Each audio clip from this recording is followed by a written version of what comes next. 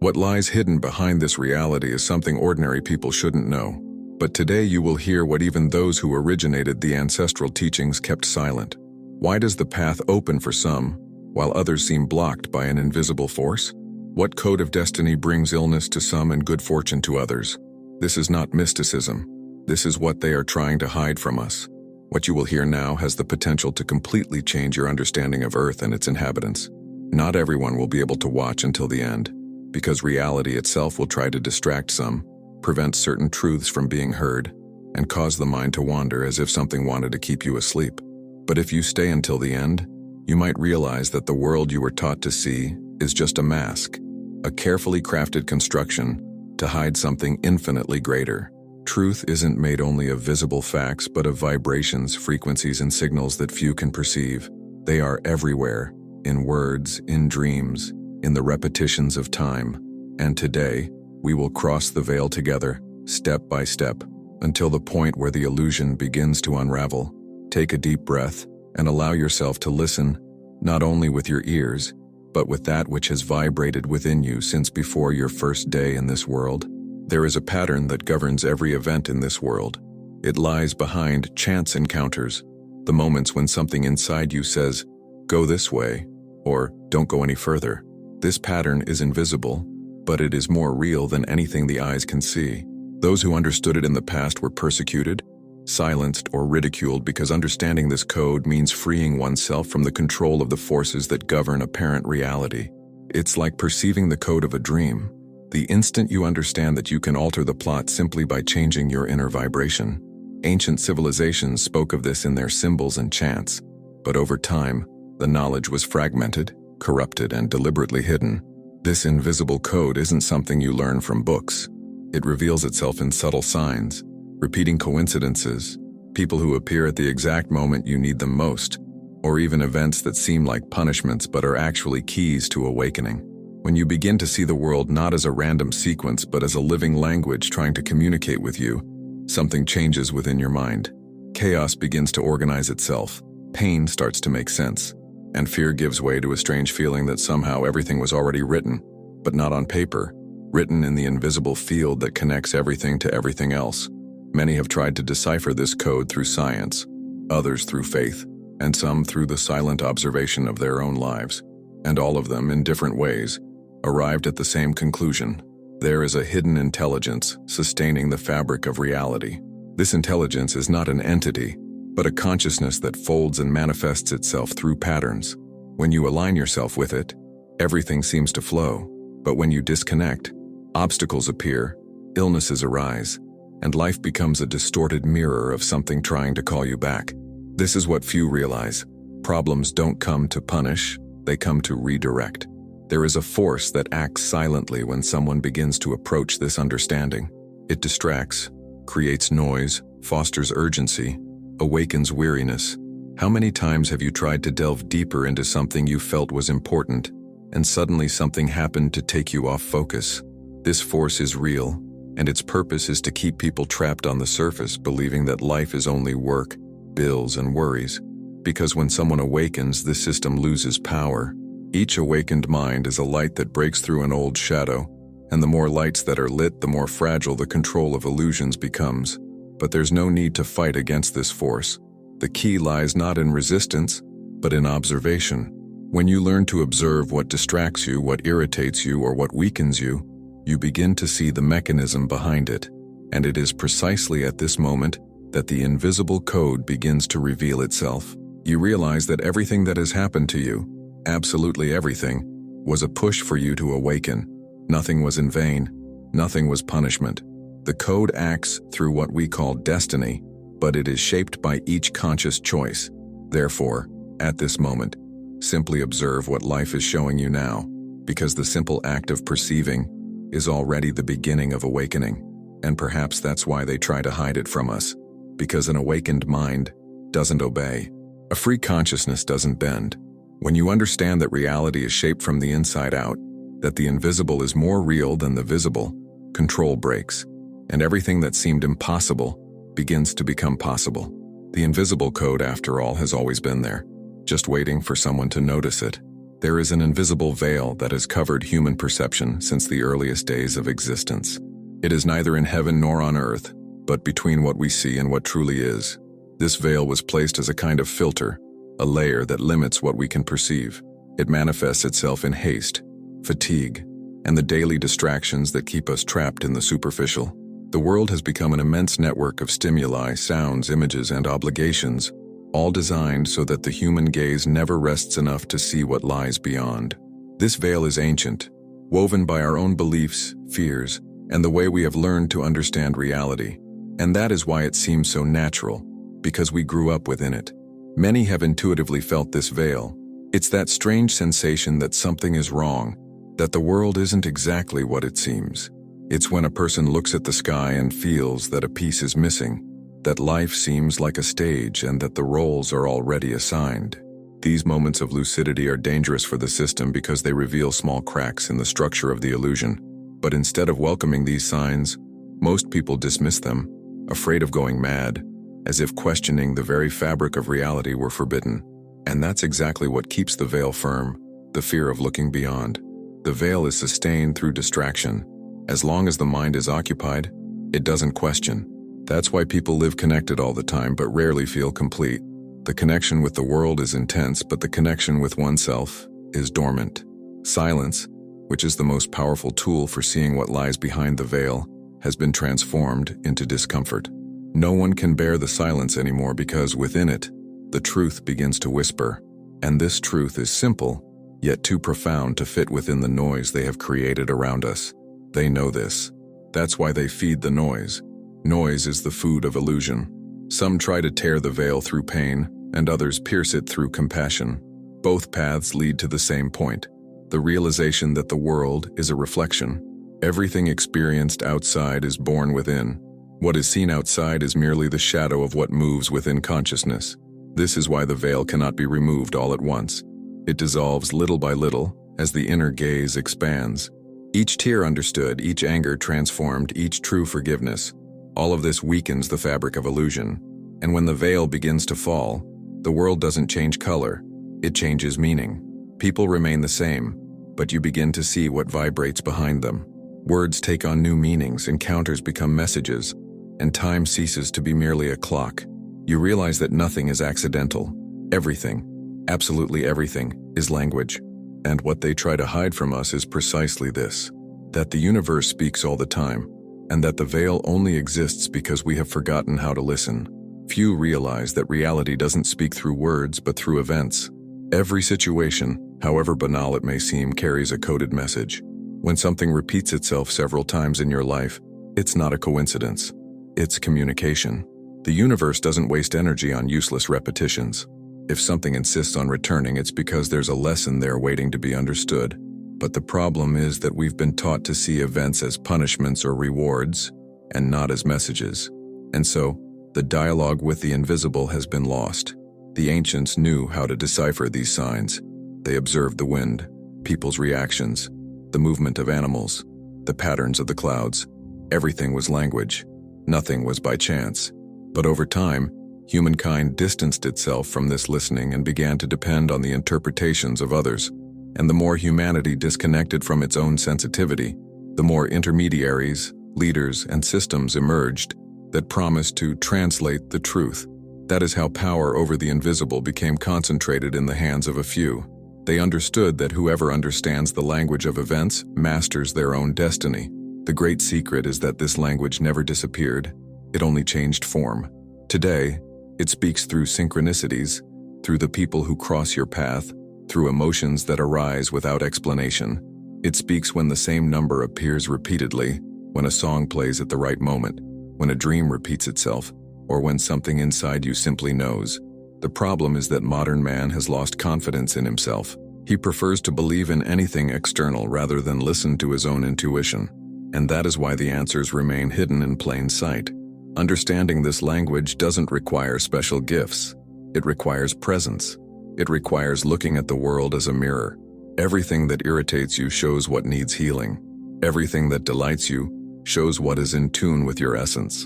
And what scares you almost always indicates the point where your consciousness is still stuck.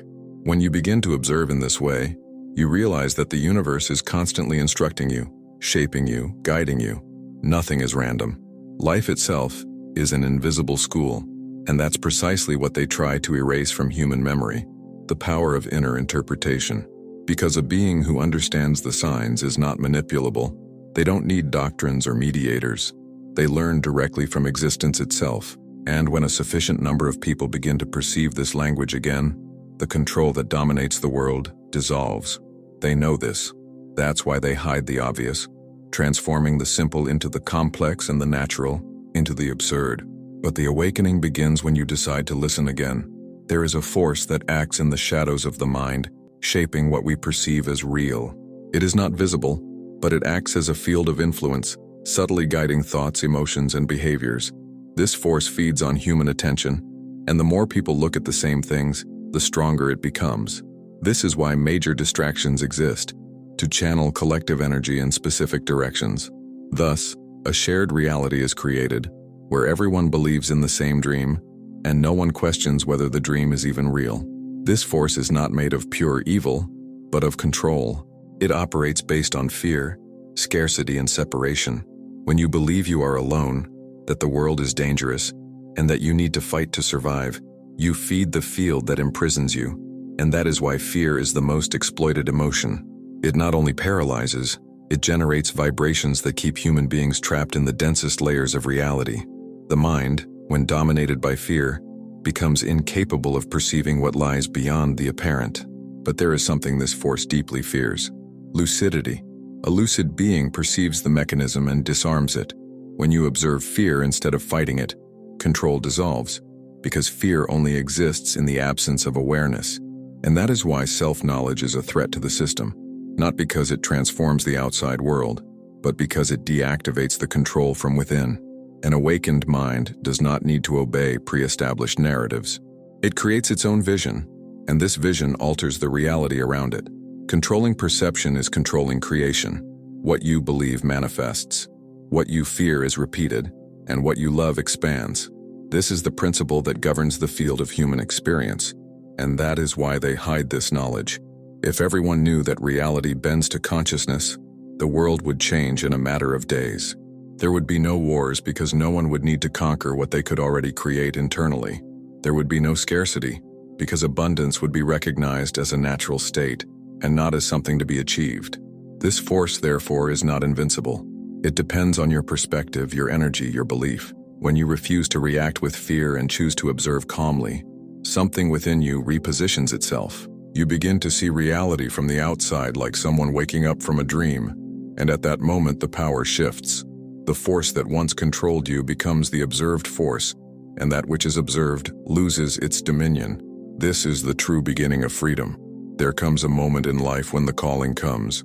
It can come through loss, pain, a profound silence, or an inexplicable emptiness. It's as if something inside you is screaming, begging to wake you from an old dream. Many try to silence this calling, immersing themselves in distractions, relationships, work, anything that prevents the heart from listening. But the calling is insistent because it doesn't come from outside. It comes from your own essence, which has grown tired of waiting. It is this essence that leads you here, to this very moment, to hear what it has always been trying to say. Awakening isn't something beautiful or peaceful at first. It's the collapse of certainties. It's when everything you believed begins to unravel, and the world seems to lose its meaning. It's the moment when the ground disappears so that flight becomes possible. It's painful because the ego struggles, tries to resist, tries to maintain control over a structure that no longer holds. But behind this pain lies a silent joy, an ancient memory that you always knew there was something more. Awakening is the reunion with that memory. Many confuse awakening with the search for answers, but it is, in fact, the end of questions. When you awaken, you realize you no longer need to understand everything. You just need to be present. The world begins to reveal itself spontaneously, like a book opening page by page, and each event is read with the heart, not the mind. And at that point, life ceases to be a problem to be solved and becomes a journey to be lived. It's simple, but simplicity is what scares the system the most. The call to awakening is happening on a global scale. Thousands of people are beginning to question, to feel, to realize that something doesn't fit.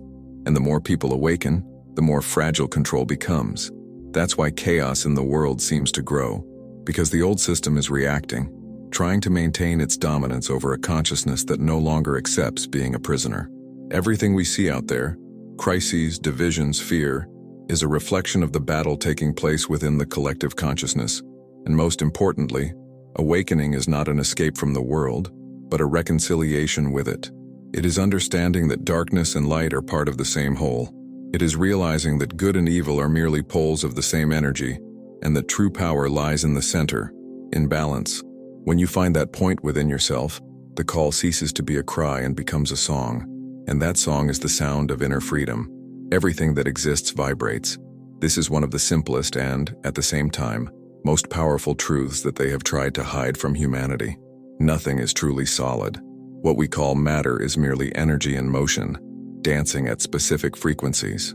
Every thought, every emotion, and every word emits a vibration that interacts with the field around it, shaping what we call reality. When you feel fear, this vibration contracts the field. When you feel love, it expands. That's why the world seems to change when we are at peace, because it truly does change. The frequency of the heart reorganizes the invisible structure that sustains the visible. The ancients knew that vibration is the language of creation. They used sounds, mantras, drums, and chants not as empty rituals, but as sonic keys that altered the vibration of the environment and the body. Each sound, each rhythm, had a purpose of attunement with greater forces. But when the power of this knowledge was realized, it was hidden. Modern man was taught that sound is merely noise and silence is merely absence. Thus, man forgot how to shape his own reality and became shaped by it. Mastery over vibrations was exchanged for distraction and constant noise, which keeps minds disconnected from the frequency that gives form to matter. Frequency is not just a physical concept. It's a bridge between what is and what can be. When you change your vibration, you change the type of experience you attract. People, situations, and even illnesses respond to this invisible field. This explains why some people seem to live in a constant tide of good fortune, while others face endless difficulties. They are tuned to different frequencies. The field doesn't judge, it only responds. And it is at this point that consciousness becomes the true instrument of creation. By changing what you feel, you change what the world gives back to you. But there's something that makes this even more profound: collective frequency. When many people vibrate at the same emotion, they create shared realities. This is how wars, epidemics, and global fears arise, not just as facts, but as reflections of humanity's collective frequency. This is also how miracles, collective healings, and peace movements arise. Everything is a field, and the field responds to the sound of the consciousness that feeds it.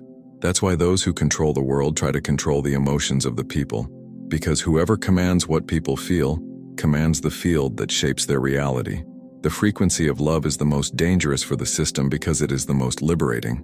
True love, not romantic love, but silent love, without possession and without fear, dissolves the structures of control like fire on paper. It is the only vibration that the dense field cannot sustain, because love is the remembrance of origin, the sound of creation before time.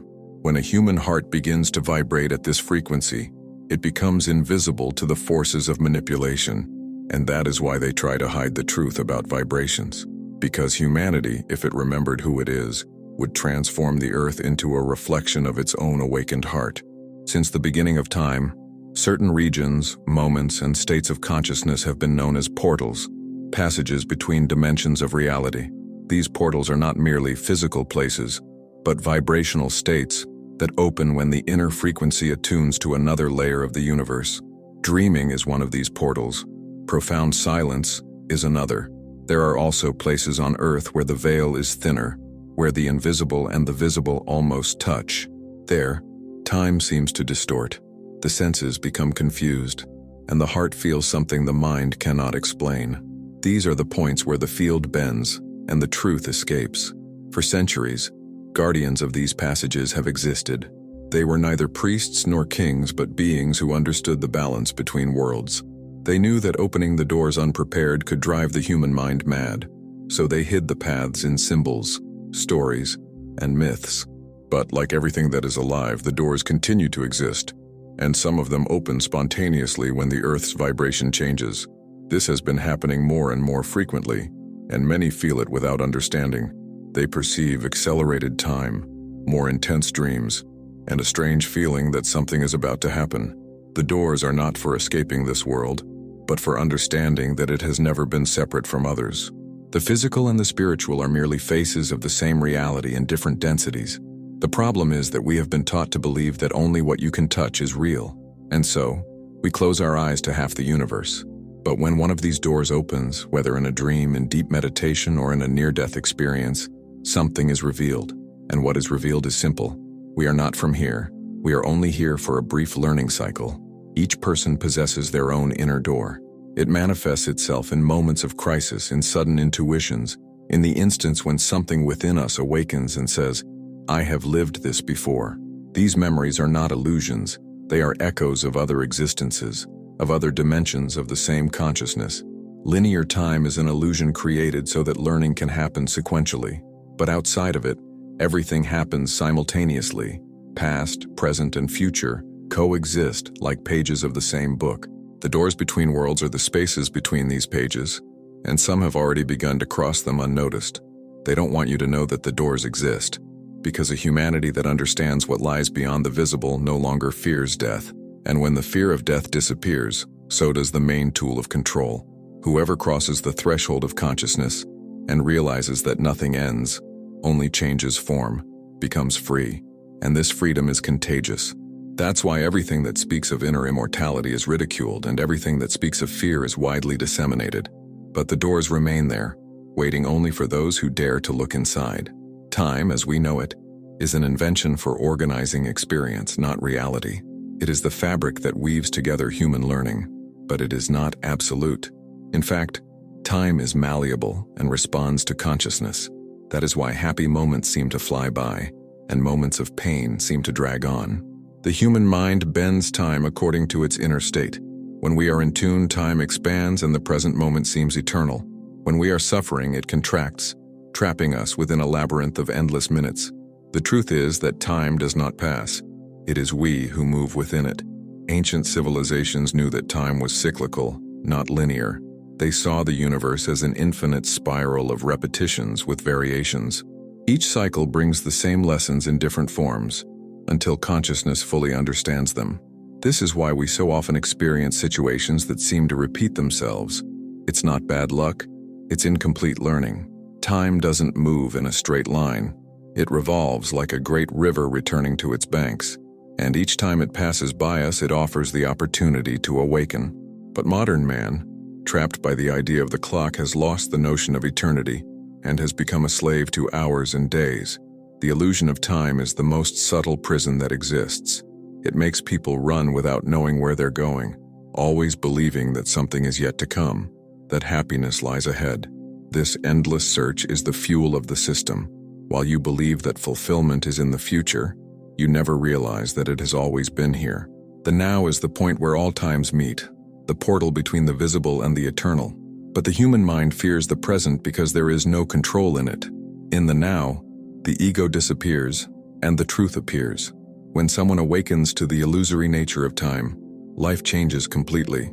Anxiety loses its power, fear dissolves, and decisions become clearer. The person ceases to be pushed by the past and pulled by the future. They begin to live as an observer who moves by awareness, not by impulse. This is the true meaning of freedom, and that is why time is used as a weapon, because those who live in the present are uncontrollable. They try to hide this truth because the present is the point of power. In the now, there is no debt, guilt, or fear. In the now, the being is pure creator.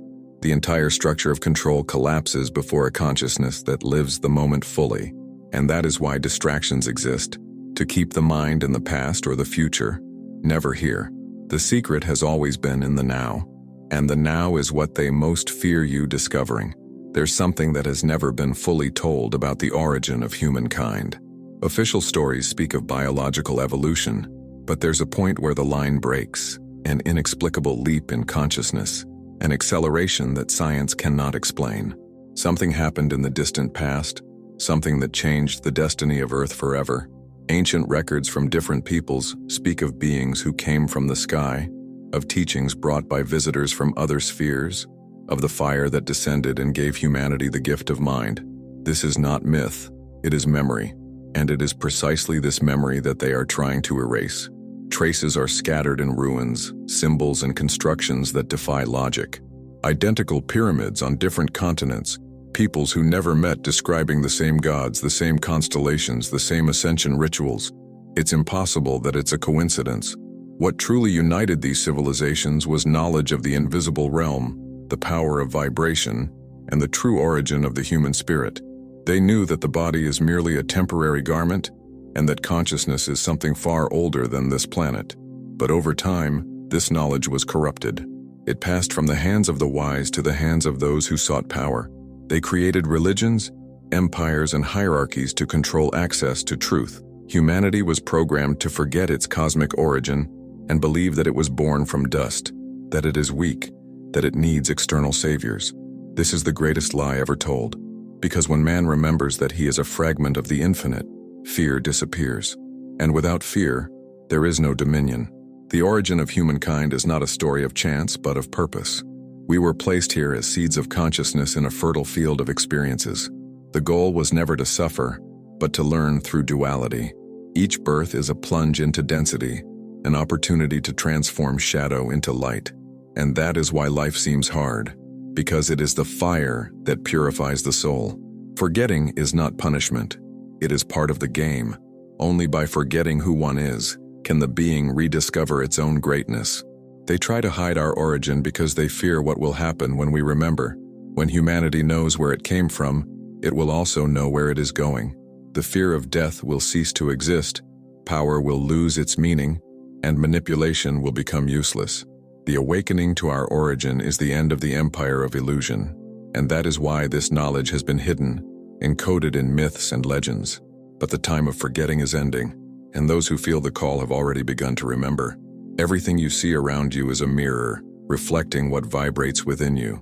This is one of the oldest laws of existence, and yet it is the most forgotten. The world doesn't show you what you want, but what you are. When there is pain, it's because something is asking for healing. When there is repetition, it's because something is asking for understanding. Reality doesn't punish, it teaches. But the problem is that most people react to the reflection instead of understanding what it reveals. They fight with the mirror and hurt themselves trying to change what's outside, without realizing that the reflection only changes when the face changes. The mirror of reality is perfect, and therefore merciless. It accurately reflects what the heart emits, even when the mind tries to deny it. This is why many people believe they are being wronged, without realizing they are merely reaping the vibrations they unconsciously emanate. Every harbored resentment, every judgment, every silent fear creates an image that the universe projects back. Nothing is hidden from the mirror. It is the mirror that ensures the soul continues to evolve, even when the person doesn't want it to. When you begin to understand this law, anger transforms into wisdom. Instead of asking, "Why is this happening to me?" you begin to ask, "What is this trying to show me?" This simple shift changes everything because it takes you out of the role of victim and puts you in the role of creator. The universe becomes an ally, not an enemy. It is at this point that awakened consciousness begins to expand and life takes on a new color, a color of authorship, of responsibility, of silent power. But there is something even deeper. The mirror doesn't just reflect the individual, it reflects the collective. The wars, diseases, and disasters we see in the world are not divine punishments, but reflections of humanity's collective vibration. The entire planet is a mirror, and when many hearts vibrate with fear, the Earth's field becomes unbalanced. The opposite is also true. When many vibrate with compassion, the field harmonizes, and the Earth breathes a sigh of relief. What happens outside is merely a reflection of what happens within all of us together. The great secret is that the mirror is not your enemy. It is your master. It loves you so much that it refuses to lie. It will show you what is necessary, as much as is needed until you see. And when you finally see, the mirror will become transparent. At that instant, the world ceases to be a reflection and becomes an extension of your consciousness. It is the moment when the creator and the creation become one. And it is precisely this point that they try to prevent you from reaching, the point where the illusion breaks and freedom begins. Fear is humanity's most exploited emotion. It is the most effective instrument of control because it paralyzes consciousness. When fear dominates, the mind closes, the heart hardens, and the being loses contact with its own essence. Fear doesn't need physical force to imprison, it only needs to convince. And it convinces because it speaks the language of survival, whispering that the world is dangerous and that it is necessary to protect oneself from everything. Thus, people become voluntary prisoners, building walls around themselves and calling these walls security. There are many types of fear: the fear of losing, the fear of failing, the fear of being judged, the fear of death. They all have the same root: the belief in separation. Fear is born when we forget that we are part of the whole, that there is no other to fight against. When consciousness fragments, it creates imaginary enemies and begins to defend itself. This is why the world lives in a constant state of tension. Collective fear creates a dense atmosphere, and this density feeds the power structures that dominate the planet. But there's a secret about fear that few know. It's not the opposite of love, it's the absence of it. Fear is merely an empty space waiting to be filled with awareness. When you look at fear without running away, it dissolves. It only grows in the shadows. Therefore, the most revolutionary act is to face fear head-on. When you observe it without judgment, you realize it's nothing more than misunderstood energy, and energy, when understood, transforms. It is at this point that weakness becomes strength, and despair becomes faith. Those who control the world know this. That's why they create scenarios of constant threat: crises, insecurity, disease, violence, catastrophes. The goal is not fear itself, but the energy it generates. A humanity filled with fear is predictable, manipulable, easy to control. But a courageous humanity is unpredictable, and the unpredictable is the ruin of any system of control. Therefore, every act of true courage is a spark that weakens the empire of illusion. The path to freedom begins when fear is acknowledged. There's no need to fight it. Simply traverse it with presence. When the heart chooses love, even in the face of danger, fear transforms into an ally, a sign that there is something new to be discovered. Courage is not the absence of fear. It is love in motion. And this love is what the system fears most, because it liberates humanity from collective hypnosis and reconnects it to its own origin. Before birth, each being carries a silent memory, a kind of invisible map that guides the steps of the journey. This map is a record of everything the soul has already experienced, the lessons learned, and those that still need to be understood. This is why certain people seem to have inexplicable talents, instant affinities, or a fear of things they have never experienced. All of this is an echo of the soul's memory. But when consciousness incarnates, it needs to forget in order to learn again freely. Forgetting is the veil that makes experience possible. This memory, however, never disappears. It manifests itself in dreams, intuitions, premonitions, and synchronicities. Sometimes it reveals itself through people who enter your life as if they already knew you from another time. At other times, it appears in the form of places that awaken a nameless longing. All of these are signs that the map is active, trying to remind you of the purpose that brought you here.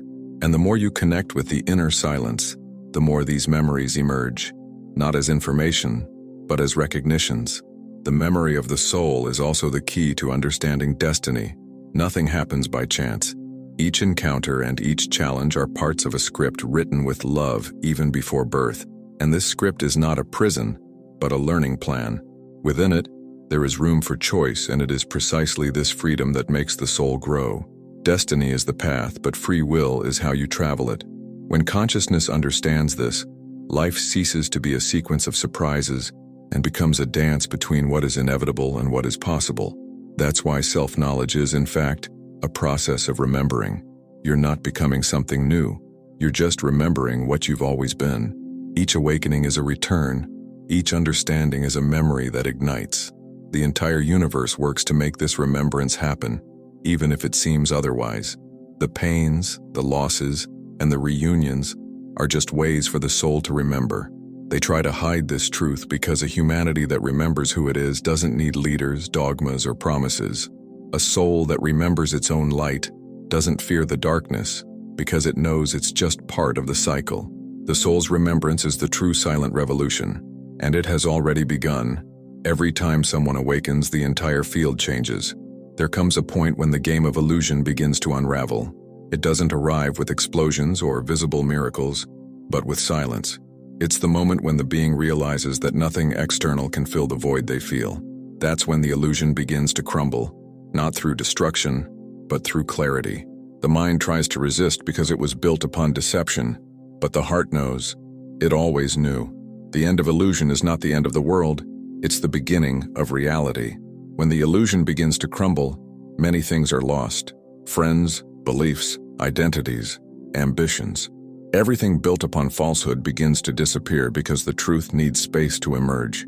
This process is painful, and that's why many give up before fully crossing over. But those who have the courage to continue discover that what seemed like loss is, in fact, liberation. Nothing that is true is lost. What is lost is only what never was. The end of illusion is also the end of control. When you stop believing the stories they told you about who you are, the system no longer has power. Because control depends on your belief. They need you to believe that you are small, that you need saving, that you depend on the world. But when you look inside yourself and realize the immensity that dwells within you, no external voice can dominate you. That is the moment when the prisoner realizes that the cell never had a door. The collapse of illusion is what the world is experiencing now. Everything seems to crumble. Systems, beliefs, economies, structures. But it is not the end. It is the birth of a new consciousness. The old must die so that the new may be born. And the new will not come from outside. It will come from within each one who awakens. This is how global transformation happens, not through force, but through the collective remembrance of truth. And the most beautiful thing is that, after the illusion ends, comes lightness. Simplicity arrives. The peace of someone who no longer needs to prove anything to anyone arrives. The silent laughter of someone who understands that everything was always right, even when it seemed wrong, arrives. The end of the illusion is the reunion with innocence, and it is in this reunion that the world finally becomes real. Everything that seemed separate begins to unite. Mind and heart, the visible and the invisible, the human and the divine. Everything becomes one again. It is the return of the light, not the light that shines in the heavens, but the light that awakens within the heart. This light is pure consciousness, the remembrance of the whole. It does not impose itself, it only radiates. And when it awakens in one person, it also awakens in those who are close. This is how the world changes, one awakened heart at a time. Light is not something that is conquered, it is something that is allowed. It has always been there, but the veil of fear hid it. Now, as humanity awakens, the veil dissolves and the light begins to shine through. That is why so many are feeling profound changes, intense dreams, emotions on edge. The planet is shifting frequency and every human being is part of that change. What once seemed like the end is only the beginning of a new cycle, a cycle of remembrance, of communion, of return. The return of light does not mean the absence of shadow. The shadow will continue to exist, but now it will be understood. True light does not destroy darkness, it embraces it. Because everything that has been denied needs to be welcomed in order to transform.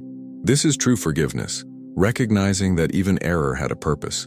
When the being understands this, judgment disappears, and love begins to flow without barriers. It is at this point that humanity begins to be reborn. The new earth will not come from outside. It will be born within each person who chooses consciousness instead of fear, love instead of control, the present moment instead of escape. Every conscious thought is a seed of this new reality. Every act of kindness is a spark of this new world. The collective awakening will not be a violent revolution, but a silent, irresistible, inevitable blossoming. Light always wins, because it is the very origin of everything. And if you've made it this far, it's because something inside you has already recognized this truth. Maybe you don't remember yet, but you already know. The light that awakens in the world is the same light that awakens in you now. So, allow it to manifest. And if this message touched your heart, subscribe to the channel to continue this journey with me, and write the keyword in the comments. Light.